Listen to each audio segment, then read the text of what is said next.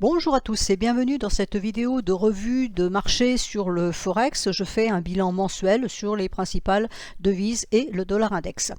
Donc le dollar index, il reste haussier, même ce matin là il est bleu. Alors attention, ce soir il y a le FOMC, donc ça va sans doute l'impacter, c'est même une certitude. Donc dans quel sens, je ne sais pas, je ne suis pas devin et je ne suis pas dans la tête de Jérôme Powell, donc je ne peux pas vous donner la réponse. Donc je vais vous donner les niveaux et ça sera donc à surveiller ce soir en fonction de ce qui se passera avec la Fed. Donc le dollar index pour le moment il reste haussier, c'est bleu, donc on peut pas dire le contraire. On a une résistance ici à 107,88.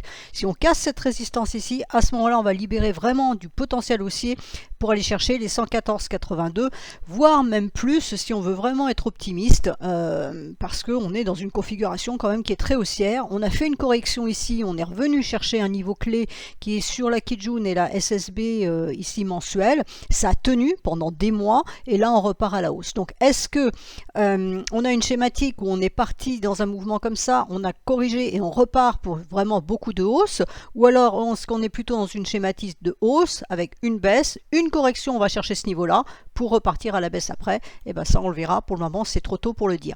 Donc le niveau à surveiller c'est les 107,88. Si ça passe, à ce moment-là on pourra envisager les derniers points hauts, ça veut dire qu'il y aura un fort potentiel haussier. Ça pourrait être si effectivement M. Powell montait ses taux encore maintenant, et il y aura un autre FOMC qui est le 13 ou 16 décembre.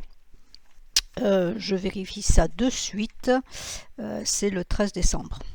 Voilà, le 13 décembre, il y aura un nouveau FOMC. Donc si la hausse ne se fait pas maintenant, est-ce que ça se fera peut-être en décembre, on verra bien, ou est-ce qu'il n'y a plus du tout de hausse? Ça, on le saura ce soir. Donc le niveau, la résistance, elle est ici. Donc tant qu'on a cette résistance ici, voilà, on peut aller la chercher, puisqu'on ne l'a pas tout à fait atteinte le mois qui vient de se produire. Le mois qui vient de se produire était, on va dire, plus mitigé que le mois précédent, parce qu'en septembre on a eu une belle bougie bleue, ici on a eu un signal haussier qui a été donné, en septembre on a eu une belle bougie bleue, là en octobre pardon, c'était un peu plus calme.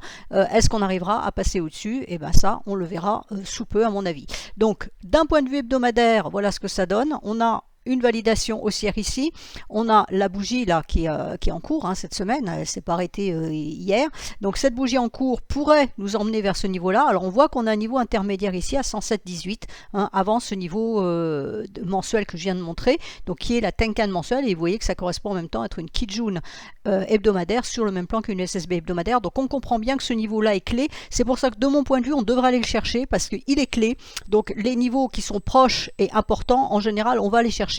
Est-ce qu'on le passera? Je n'en sais rien, mais qu'on aille le chercher, j'ai envie de dire que je suis relativement optimiste sur ce fait-là, bien qu'on ait un niveau intermédiaire ici qui pourrait éventuellement bloquer. Mais bon, pour le moment, on a la Tenkan qui est en support, donc d'un point de vue moyen terme, je pense qu'on devrait pouvoir y arriver. On va voir ce qui va se passer ce soir. Donc je passe les autres devises, les paires de devises en revue. Donc l'euro-dollar en mensuel. Alors évidemment, si le dollar est haussier, l'euro-dollar est baissier, c'est pas le scoop du jour. On a en plus la Kijun mensuelle qui baisse, donc qui nous appuie vraiment les prix à la baisse. Donc on a eu la cassure ici en septembre, on a eu un test de cassure qui s'est fait en octobre, donc avec plutôt une bougie d'incertitude, c'est un doji, donc c'était incertitude, beaucoup de volatilité, parce qu'on est descendu bas, on est monté haut, mais finalement on est revenu à la case départ, donc beaucoup de volatilité, mais bougie d'incertitude. Est-ce que ce test de cassure est valide? C'est ce que ça nous dit pour l'instant. Donc tant que le niveau des 1,07 204 tient en résistance et le niveau des 1,08 630, on n'a pas de hausse dans les tuyaux sur l'euro-dollar, même plutôt une baisse. Et là, on voit que ce mois-ci, le problème en plus, c'est la Kijun mensuelle qui descend à 1,0606. Donc tant qu'on est sous les 1,0606, c'est baissier, avec dans l'idée potentiellement déjà d'aller chercher le dernier point bas à 1,04 567, voire ici, on a un niveau ici à 1,0285 et 1,0243. Vous voyez que la lagging span, elle peut monter ou elle peut monter ou baisser, donc elle ne donne pas d'informations. Et là les prix par contre ils sont plutôt bloqués à la baisse, donc on a plus un biais baissier sur cette paire à long terme. À moyen terme, alors il nous manque une petite validation puisque en hebdomadaire on est dans le nuage, donc on est neutre, voilà notre Kijun mensuel qui est ici, donc on est neutre pour le moment. En principe ça devrait baisser. hein, les 1,05, voilà, ici 1,0519. Si on casse ce niveau-là, ça sera de la baisse pour aller chercher, alors on a deux niveaux ici, 1,0407 et 1,0316 à aller chercher. Là, attention, si on passe de l'autre côté du nuage moyen terme, à ce moment-là, on aura vraiment un signal baissier de moyen terme dans l'idée potentiellement de revenir chercher les derniers points bas ici qui sont en dessous de la parité. Pour le moment, on a ici un petit nœud névralgique qu'il va falloir négocier. Alors, je vous le montre quand même. Vous voyez que la lagging span ici, elle n'est pas arrivée à sortir de son nuage. Donc tout ce travail ici, c'est la lagging span ici. Elle n'est pas arrivée à sortir de son nuage, elle reste dans le nuage, elle n'arrive pas à en sortir. Donc elle en sort en cours de session, c'est-à-dire en cours de semaine, mais en clôture, on est dessous. Là, elle bute, pour cette semaine, elle bute sur la Kijun. Donc attention, parce que si elle la passe, de facto, elle la passera la semaine prochaine, puisque la Kijun est verticale. Donc si on casse ce niveau-là, qui correspond en même temps à la Kijun et la SSB ici, donc les 1,0520, à ce moment-là, on aura vraiment un biais baissier, puisqu'on aura les prix qui pourront baisser, ça se voit, il n'y a pas de support, et la lagging span qui nous validera la baisse. Pour le moment, il manque une petite validation de ce côté-là, donc à voir, toujours pareil avec le dollar ce soir. Ensuite, le GBP USD. Alors, le GBP USD en mensuel, il est ici. Donc pour le moment, on a la Kijun mensuelle donc qui continue à baisser, mais elle tient en support. Elle a tenu en support ici, malgré sa baisse, ça tient en support ici. Donc est-ce qu'elle va encore tenir en support ici? Eh bien, écoutez, on va le voir. Pour le moment, c'est un peu indécis. On a une résistance qui est forte ici à 1,23,043. Donc si on casse cette résistance, à ce moment-là, on libère un peu de potentiel haussier, l'objectif étant à 1,29. Tant qu'on reste en dessous de ce niveau-là, ça reste baissier. Et si on casse la Kijun ici à 1,2093, à ce moment-là, on aura plus de baisse et vous voyez qu'il n'y a pas de support et il n'y a pas de support ici. Donc on a vraiment un système baissier sur la livre sterling. Et si je vous mets ça donc en journalier pour que vous voyez bien un peu l'image, voilà la Kijun mensuelle qui est travaillée depuis le 26 septembre, donc on va dire que c'est juste un petit peu pénible. On est remonté, on l'a cassé, on l'a reprise, on est allé chercher la Kijun journalière, on est revenu tester cette Kijun mensuelle, on l'a retesté à nouveau ici, on l'a cassé ici, on l'a reprise à nouveau lundi, on est allé chercher, alors maintenant on a une double résistance, un Tenkan plus Kijun ici, donc tant qu'on casse pas les 1,2190, il n'y a pas de hausse. Et puis voilà, un autre Kijun mensuel qui descend ici, et vous voyez qu'elle arrive pile sur le niveau du nuage hebdomadaire ici à 1,21. Donc grosso modo, on est neutre entre ici les 1,2190 et 1,21 ici. Si on casse les 1,21, à ce moment-là, ça sera baissier puisqu'on n'aura plus de support ici. On a déjà plus de support sous la lagging span. Et l'idée, ça serait d'aller chercher un niveau fort ici à 1,2054 et un niveau ici à 1,20. Donc voilà, pour le moment, la livre sterling face au dollar américain est très neutre parce qu'elle est complètement bloquée. Et puis là, vous voyez, même en se déplaçant après, donc là c'est mercredi, jeudi, vendredi, après on va avoir le nuage hebdomadaire qui remonte, donc on va se coller contre le nuage hebdomadaire. Donc là on est vraiment dans un petit trou là compliqué. Il faut que ça se décide, soit on part à la baisse ici, soit ça part à la hausse ici. Donc je pense, enfin j'espère que le FOMC va nous donner la réponse ce soir. L'AUD USD, donc en mensuel. Le mois d'octobre, il s'est fini rouge, mais avec un point bas plus haut que le dernier point bas, qui était déjà plus haut que l'autre dernier point bas. Donc on va dire qu'on va garder un biais positif, voilà, puisqu'on fait des points bas plus hauts, donc on n'a pas en tendance baissière affichée. Néanmoins, on est quand même sous le nuage. La lagging span reste sous sa Kijun, puisqu'elle ne l'a pas repassé. Donc on garde le biais baissier. On a eu nos 3 bougies rouges, donc est-ce qu'on aurait du bleu pour ce mois-ci? On va voir. Alors l'idée pour le moment, ça serait potentiellement de revenir chercher les 0,64. Après, on a un niveau à 0,64 595 et si ça vraiment ça voulait partir à la hausse, on aurait le niveau à 0,64 595 et ici le niveau majeur, la résistance majeure, elle se situe à 0,67 59. Alors évidemment, je doute fort qu'on y aille ce mois-ci, ça c'est juste pour vous le montrer sur l'écran. Pour le moment, on garde quand même malgré tout un biais baissier ou de latéralisation, c'est pas trop, on ne sait pas comment trop analyser cette configuration. C'est baissier ici, mais on a eu cet accident quand même quelque part, donc ça laisse une alerte sur un possible rebond. Pour moi, je surveillerai le dernier point bas à 0,6173. Tant que ce point bas là tient, on va dire que c'est pas baissier. Si on le casse, par contre là, on accélérerait au niveau baissier. Ensuite, nous avons USD CAD.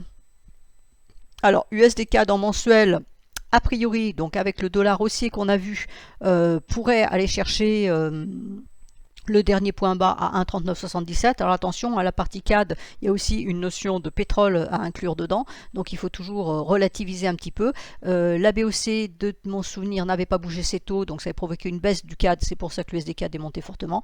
À voir ce qui peut se passer ce mois-ci. Je pense que on devrait pouvoir aller tester ce dernier point haut, quitte à faire un double bottom, mais un double top, pardon, mais je pense qu'on devrait aller chercher ce dernier point haut. Donc tant qu'à court terme, vous avez vos validations haussière, l'idée est d'aller chercher ce niveau-là. Le dollar-yen, alors le dollar-yen pousse fortement à la hausse, donc j'ai mis une droite de tendance ici sur les derniers points hauts, je vous réduis l'écran pour que vous voyez, donc sur les derniers points hauts, et on voit que ce qui se passe ici est assez intéressant, puisque la clôture du mois d'octobre s'est faite à quelques encablures de la droite de résistance, ce qui est à 152,27, on s'est arrêté à 151,61, et pourquoi? Eh bien regardez, c'est la lagging span qui a buté ici, puisque la droite est légèrement pentue, donc du coup le niveau ici était plus bas, à 152,14, et c'est le niveau qui a bloqué. Donc je m'attendrai quand même à un peu de correction. D'abord on a nos 3 bougies bleues, vous voyez que c'est parfait, 3 bleus, une rouge, 3 bleus, donc on devrait avoir une rouge ici, qui peut être de cet acabit-là, c'est-à-dire qu'on peut descendre et remonter ensuite, quitte à casser en clôture le mois de novembre au-dessus de cette droite de tendance, et là à ce moment-là on aurait un très beau signal haussier pour aller chercher les 171,85. Alors 171,85 c'est un niveau de très long terme. Donc pour le moment je pense qu'on devrait avoir une correction, potentiellement redescendre chercher les 148,72, pas au-delà. Si on allait au-delà, alors là ça veut dire qu'on corrige beaucoup plus, donc ça nous donnerait un dollar par conséquent fortement baissier. Voilà, c'est un petit peu l'idée. Correction ici, par contre on a la résistance à 152,27, on la casse, c'est haussier, puisque la LLS validera avant, il manquera que les prix, et vous voyez que c'est sur le dernier point haut, 152,27, on est dans les mêmes eaux, 152,53, donc la cassure des 152,53 donnerait une dynamique haussière. On peut aussi avoir un mouvement ici 1, 2 qui nous présage quelque chose de très haussier sur le dollar yen, ce qui nous donnerait un dollar aussi très haussier pour le coup, puisque c'est pas le yen, il peut quand même difficilement beaucoup descendre plus bas, et encore que là on reste au-dessus des 150, le target de la banque du Japon c'est les 150, dès que le dollar yen atteint les 150, en général elle réagit, là il semblerait qu'elle ne réagisse plus. Voilà, c'est un petit peu l'information qu'on peut en tirer. Et je finis par l'USD CHF, donc l'USD CHF a été très volatile au mois d'octobre, vous voyez la bougie ici, donc on avait une très belle hausse au mois de septembre. Au mois d'octobre on est allé chercher le haut du nuage, mais on est redescendu aussi très profondément, qui n'était pas très attendu puisque c'est rare de redescendre aussi bas quand même, pour finalement remonter pas à la case départ mais quasi, c'est-à-dire bien en haut de la bougie précédente, et puis là pour le moment ça démarre rouge, donc on verra ce soir ce qui se passe. Alors la LS pour monter c'est pas simple, puisque elle a de la résistance ici, elle a sa Tenkan ici, donc là-haut est un peu compliqué sur cet actif. Ça ne veut pas dire que ça ne se fera pas, ça veut dire juste que c'est compliqué, et que pour le moment d'un point de vue purement technique on va dire qu'il est plus facile de baisser en cassant le niveau qui est ici, qui correspond à un niveau journalier que je n'ai pas là-dessus, on va l'enlever, hop. Voilà, l'idée est de descendre, chercher la Tenkan à 0,90. Pour le moment, c'est ce qui paraît le plus facile, puisque les prix peuvent descendre et la LS peut descendre, alors que pour monter, on a une résistance ici à 0,9145. Donc on est neutre entre ce niveau des 0,9145, vous voyez que c'est la clôture ici et l'ouverture de la bougie ici, et les 0,90 ici. Si on casse les 0,90, à ce moment-là, on donnera une impulsion baissière sur cet actif. Voilà, j'ai fait tout le tour du Forex. Je passe rapidement sur le pétrole. Donc le pétrole en mensuel, il a eu une belle hausse. La guerre israélo-palestinienne pour le moment n'a pas fait réagir spécialement à la hausse, puisque le mois est quand même baissier, alors que le déclenchement de cette guerre s'est produit le 7 octobre, donc ça représente bien quand même tout le mois d'octobre. Donc on a eu un mois d'octobre très baissier. On a atteint un niveau d'extension qui est sur plus court terme, vous voyez qu'il est 0,618 à 80,48. On peut encore descendre si les prix veulent pousser un peu plus bas. On a le niveau des 79,45. Pour moi, pour maintenir un biais haussier sur le WTI, il faut rester au-dessus des 79,45. Si on l'enfonce à ce moment-là, on aurait un support ici avec la lagging span à 75,11 et ça peut aussi passer ici. Hein. Donc pour moi, c'est le niveau à surveiller, 79,45 $. Si tant que ça tient en support, on peut revoir de la hausse. Alors aller chercher à Kijun, je ne sais pas, à 96,38. Je garde un objectif autour des 94 de court terme. C'est possible. Il faut voir ce qui se passe du côté d'Israël, si le conflit dans la région s'intensifie ou pas. Ça, c'est le baril, hélas, il est vraiment drivé par ce qui se passe d'un point de vue géopolitique dans cette zone géographique. Donc on va voir ce qui se passe de ce côté-là. Pour le moment, il y a rebond, ce qui est normal, puisque en court terme, on a atteint des niveaux clés. Hein, donc je vous montre le court terme. On a atteint la Kijun hebdomadaire hier. On est allé la chercher hier soir. Pour le moment, ça tient, ça fait rebond. On a les 0,618 d'extension. Donc je vous ai dit que c'était du court terme. Ça correspond à ce mouvement ici, hein, baisse, hausse. Et puis là, on a atteint les 0,618, qui est le minimum à atteindre pour valider une extension Fibo, donc ce qui est le cas. On a également potentiellement un double bottom ici, puisqu'on fait un point bas un petit peu plus bas, mais les clôtures se trouvent sur la mèche ici. Donc, enfin, clôture et ouverture se trouvent sur la mèche ici. Donc, on a potentiellement un double bottom. Donc, est-ce que c'est significatif d'une reprise haussière ou est-ce qu'au contraire, on va chercher ici donc la Tenkan mensuelle qui correspond en même temps à la Kijun hebdomadaire, oui c'est hebdomadaire vers la Kijun hebdomadaire qui est à 79,37, donc je vous ai parlé de 79,45 hein, avec la Tenkan, vous voyez 79,37 ce niveau-là. Si ça, ce niveau-là cassait, à ce moment-là, ce serait les 100% d'extension, hein, donc on aurait une correction en ABC ici pour aller chercher les 76,30. De mon point de vue, on ne devrait pas aller beaucoup plus bas compte tenu du fait qu'on est quand même en hiver. Voilà, donc il y a une certaine demande sur le baril qui ne devrait pas le pousser beaucoup plus bas. Pour moi, c'est ce niveau-là qui devrait tenir. Voilà, je pense, on pourrait aller le chercher, mais pour moi, ça devrait tenir. Bon, ce n'est qu'un avis personnel. Hein. La technique, pour le moment, nous dit qu'on a un rebond qui se situe sur la Kijun hebdomadaire là en journalier. On a un nuage en résistance, donc on a un niveau ici à 85, c'est un niveau qui est envisageable si cette hausse veut se poursuivre, et c'est seulement si on arrivait à passer les 86,40 et puis ici les 88,27, c'est qu'on repasse de l'autre côté du nuage, qu'on pourra réimprimer de la hausse avec dans l'idée d'aller chercher le dernier point haut ici, et donc la Kijun mensuelle qui traîne ici à 96,53. Voilà. Je m'arrête là pour les analyses long terme. Je reprendrai les analyses potentiellement ce week-end pour faire le bilan hebdomadaire. Je vous souhaite à tous une excellente semaine.